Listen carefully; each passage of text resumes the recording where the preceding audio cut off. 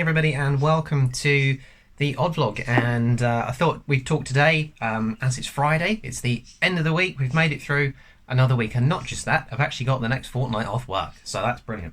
But we've spoken about Star Wars this week, we've spoken about Marvel this week, so I thought to end the week we'd just do a little video just about some Disneyland Paris things, and we're also going to end with a trip announcement, but probably not what you're thinking. So, why did I want to talk about Disneyland Paris? Well, it's just getting to that time of year. It's now September, which means we're now getting into the Halloween season, and it's probably my favourite time of the year. In fact, it's definitely my favourite time of the year to go to any Disney park, but especially Disneyland Paris.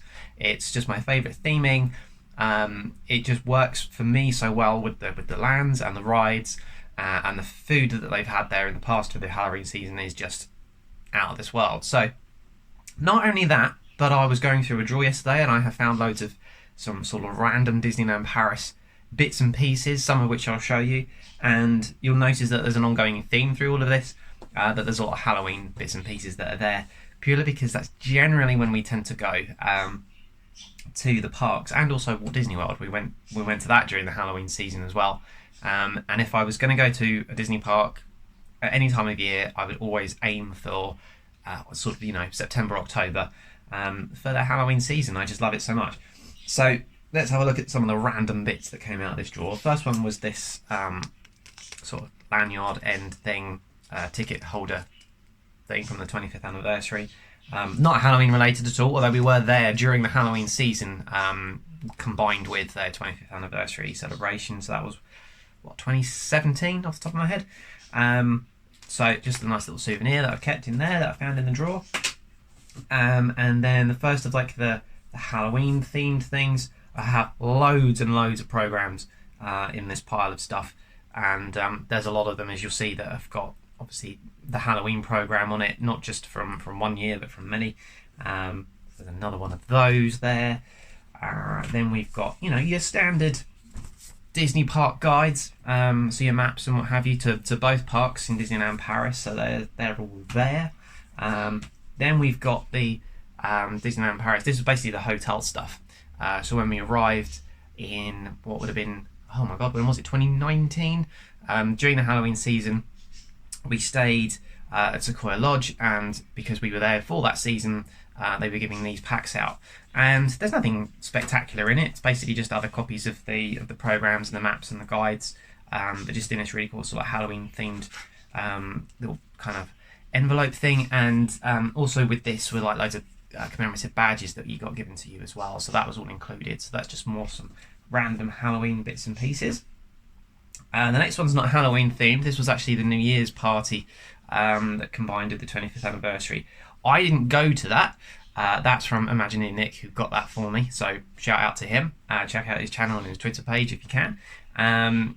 So he luckily was there, and he very kindly brought me back one of the programs from that.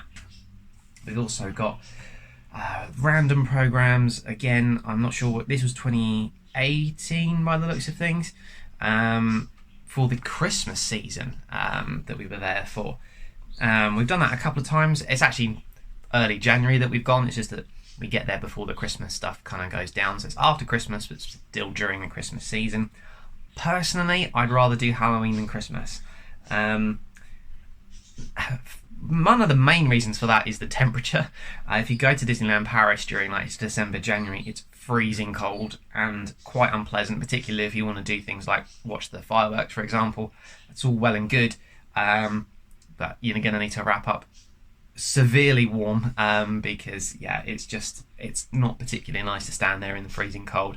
I don't think it's snowed while we've been there, but it's not uncommon for that to happen. If you go a couple of months prior in October, beginning of October especially, it's still sort of getting the end of summer into fall into autumn, so it's still a little bit warm. You don't need to worry quite so much about being freezing cold like you do during the Christmas season.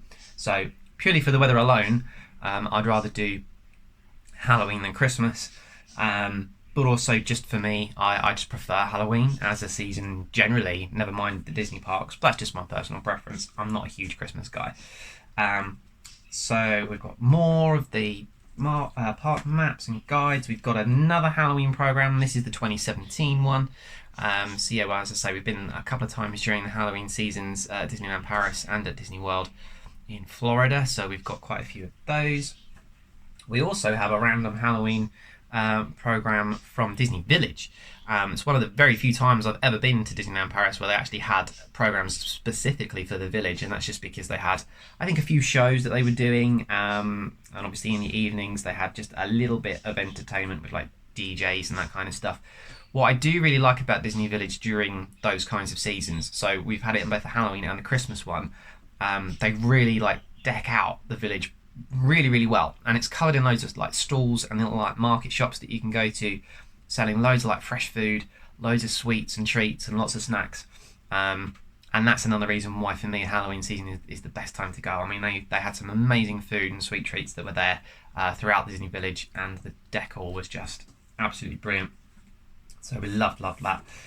Another random park, this park guide, that one's from the 25th. It's kind of basically the same as the other one, it's just got 25 written all over it. We've got the Disneyland Paris The Magic Starts Here pack from the Walt Disney Travel Company. It is always our preference to kind of book through them because they will do it as a package and get everything for you and sort it all out, and you get a nice little welcome pack when you do as well.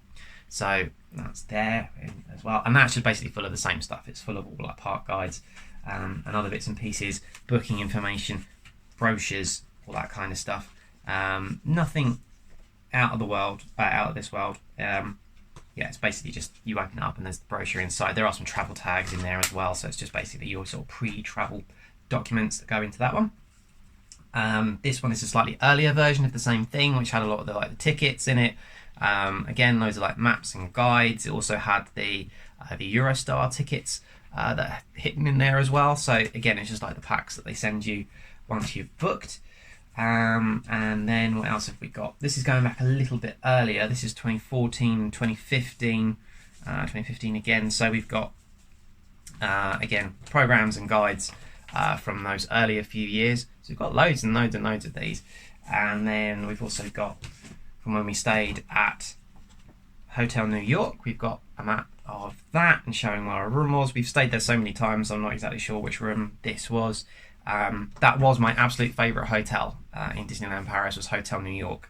And to be honest, even though I'm a huge Marvel fan, I don't really like the look of Hotel New York, the art of Marvel. I would go and look at it as a Marvel fan and check it out. I can't say I'd necessarily want to stay there. It feels quite, I suppose, clinical as a hotel. It's obviously like very Art Deco and all that kind of stuff like the Hotel New York was. But the design of the rooms for me just feel cold, and yeah, the artwork's great, but it just doesn't appeal. It just doesn't have that cozy environment feel that I liked about the rooms that were there.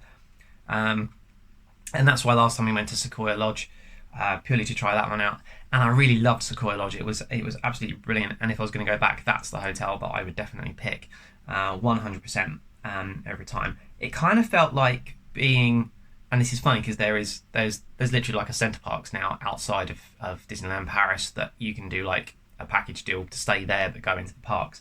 But Sequoia Lodge has a very kind of Center Parcs vibe to it, so you feel like you're obviously in the middle of the forest. It's all made out to be like American mountain ranges is the name of all of the hotel blocks, but it's just a very calm, very chilled out, very natural vibe to it. Which I just really enjoyed. So it was just really nice to kind of have like the hustle and bustle of the parks, and then when you finished all that, you go back to a hotel which is like really quiet and calm and just really peaceful, and just kind of helps you to unwind after a really long and busy day running around the parks. The next thing that I've got here, I'm just going to cover up my name in the corner. This is from when we stayed in the Empire State Club at Hotel New York. So again, this is pre-change, pre-Marvel that they did there. Empire State Club was absolutely brilliant. Really glad that we did it. This is basically just, again, it's all full of the same things, programs, maps, etc. I wonder if there's a fast pass in here, which would be quite funny. One thing that is in here, we went there for our wedding anniversary, and Disneyland Paris did put out a few gifts for us when we got there, which was just brilliant service. We really liked that. It was a wonderful touch. They had like some mugs for us, lots of sweets, little cards, all sorts of things. It was just really, really nice touch that they did that. So we were thrilled when we arrived that day. And then the rest of this is just full of basically more park maps and more guides and what have you. But yeah, the Empire State Club, and I think all the hotels have a version of these things. Is it worth the money? Well, I'm not sure, because you get the breakfasts included, which now you have to pay for as extra if you were just staying in a standard room. The breakfasts at Disneyland Paris are one of my favourite things there, to have the breakfast buffets. Just such good food and so much of it. It's always like a real treat to kind of go there and enjoy that part of it. That I would pay the extra, even if it was just for like the half board meal plan, just so that you get the breakfasts included. I think last time we paid for a full board so that we got lunches and dinners, and we used those in places like Captain Jack's and Remy, for example. But yeah, I think it's right that they include the breakfasts in things like the Empire State Club. At the time, you used to get fast passes given to you as well for that, which I'm assuming you no longer don't, purely because of the changes that they made. I don't know, and it'll be a while before we actually go back, so I don't know quite what we'll do. We probably won't do a club room, but we'll see. You never know. You never know. I'd love to do Castle Club in what I call the Big Pink Hotel. I know that's not its official name, it's just what we call it. I'd love to like try out Castle Club there. My wife's done it and she loved it. She definitely wants to do that again. So, fingers crossed, hopefully we'll be able to do that one day. The other thing, not Disneyland Paris related, and this is the last thing that was in this drawer, just a really, really random thing, is a copy of the Disney, or the Walt Disney Company's share takeover agreement for Fox. And we got this because we've got shareholders in our family for the Walt Disney Company. So when Disney were trying to buy out 21st Century Fox, they inevitably obviously had to let all of the shareholders know and give them copies of all of the contractual agreements, sort of run through all of the costs and all the figures. So I could have told you a hell of a lot about what was going on with that Fox deal before anybody else could. And I think I did. I can't remember. I possibly did a video about that near the time. FYI, I don't think the X-Men are going to be coming to Marvel, in the MCU at least, anytime soon. Doctor Strange and the Multiverse of Madness, it's being rumoured that might be the sort of first time that we might see the X-Men appear. I highly, highly doubt it. But that's a whole nother subject. So that's all of the random stuff from Disneyland Paris and Disney generally that I found in this drawer that I was emptying out yesterday. And as you can see, there was a lot of Halloween themed bits and pieces in there.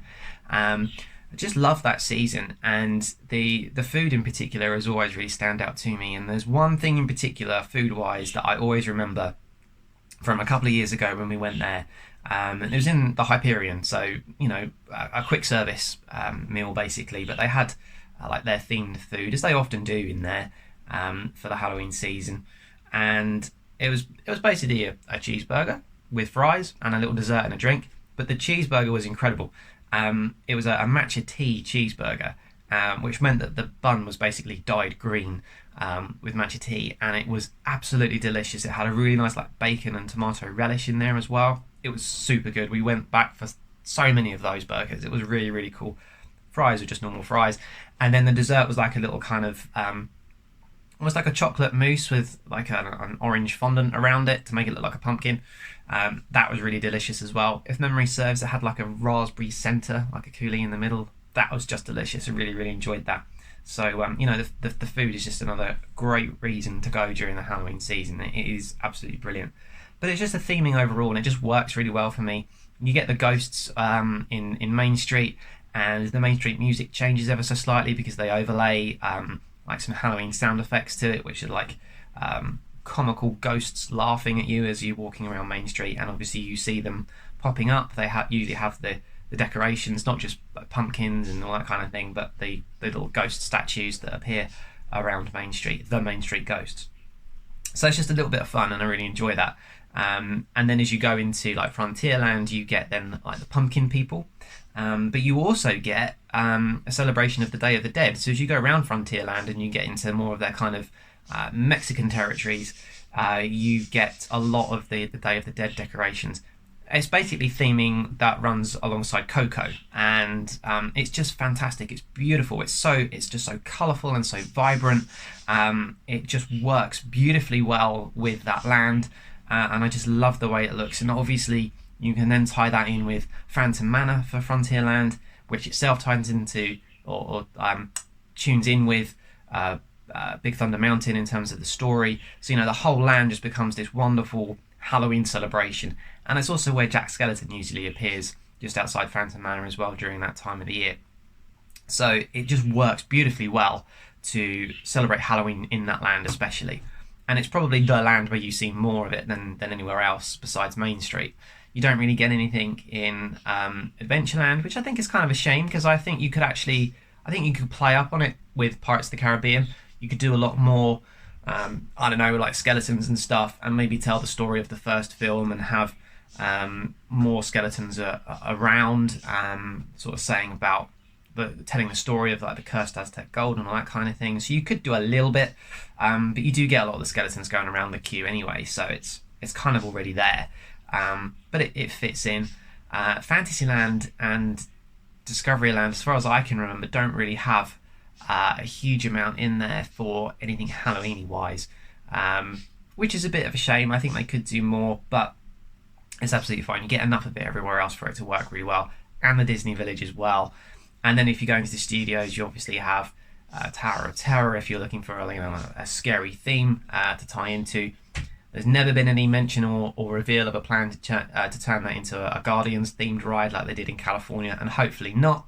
I know a lot of people want that just to stay true to the original. Personally, I don't mind either way. It's basically the same ride, and I love both themes, so it wouldn't bother me either way. So yeah, Halloween is just my absolute favourite time of the year to go. The theming, the decoration, the sound effects around the parks, the character meet and greets, the food, and this is without even including the actual Halloween party. And if you want to switch over to Walt Disney World, you've obviously got Mickey's Not So Scary Halloween Party, which I loved so much. That was one of the best experiences I've ever had in a Disney park. It was so much fun. The Halloween shows that they did, the fireworks display was absolutely out of this world. Again, sweet treats on the night that you can't get any other time of the year. Limited edition merch, like loads of pins and stuff that you can only get on the night. And loads and loads of things. It's just absolutely brilliant. And our cabinet downstairs, full of all of the stuff we bring back from Disney parks, is full of Halloween-y bits as well. So yeah, absolutely adore the Halloween season. I'm so glad that it's now September and we're slowly edging our way closer and closer to Halloween. So I did also mention at the beginning of this video that there was going to be a little trip announcement, and you might think that we're going to announce then that we're going to go to Disneyland Paris. Well, unfortunately we're not. We're going to save it. We're saving Disneyland Paris and potentially Walt Disney World for another time. Our personal preference is just to kind of let COVID settle down a little bit more first, and just hopefully see some of the restrictions ease up. Particularly for Florida, it's a hell of a lot of money to pay out for an experience that would be somewhat reduced. So for us, we'd rather wait so that we can get the full experience without having to compromise, I suppose. We might be waiting a long time, I don't know, but we'll have to wait and see as far as that's concerned. Disneyland Paris, I'll be more tempted to go there at the moment. I think there's less to worry about in terms of restrictions around the park. It's just that you have to have your double vaccination, and I think I'm getting my second jab next week, so that'll be happening. But again, there's certain impacts on things like the Eurostar at the moment doesn't run out of Ebbsfleet, which is where we like to pick it up from, and just other little changes like that at the moment we're just kind of waiting for certain services and things to come back. So we will be going back to Disneyland Paris and potentially Walt Disney World at some point, just not yet. So what we are going to be doing for this year in when are we doing it? About a couple of months in December. We are going to go back to an away resort in the New Forest called Sandy Bulls. It's not a joke, it is actually called Sandy Bulls. It's a lovely little place to stay. We've been there a couple of times. I've been there a few times. We went there a couple of years ago, and this time we are going to be taking our new puppy down there with us as well, because they do allow dogs. So we're just going to have a nice chilled out 4-day break in the New Forest. Lots of walking trails that we can go on, lots of things that we can check out. They've got a nice little village down there. with, you know, some great food, and yeah, it's just going to be a nice chilled out trip. Hopefully I'll do just a couple of short videos from there, but yeah, so that we've got to look forward to in December, which is great because it means I've got something to film other than just doing vlogs and videos of our dog. So we've got that to look forward to later on this year. So with that said, we're all done. It's been playing in the background, my Disneyland Paris movie, the feature film. It's basically about an hour and a half's worth of footage that we got from Disneyland Paris last time. Please check it out. It is on my page, on my YouTube channel as the trailer. So if you can't find it in any of my playlists, just go straight to the trailer at the top of the screen and just give it a watch. It was obviously filmed during the Halloween season of 2019. So check it out and you'll see some of the things that I've been talking about in terms of the decorations, the food. Yeah, it's all there. So please do have a look at that. And with that said, we're all done, and I'll see you guys real soon.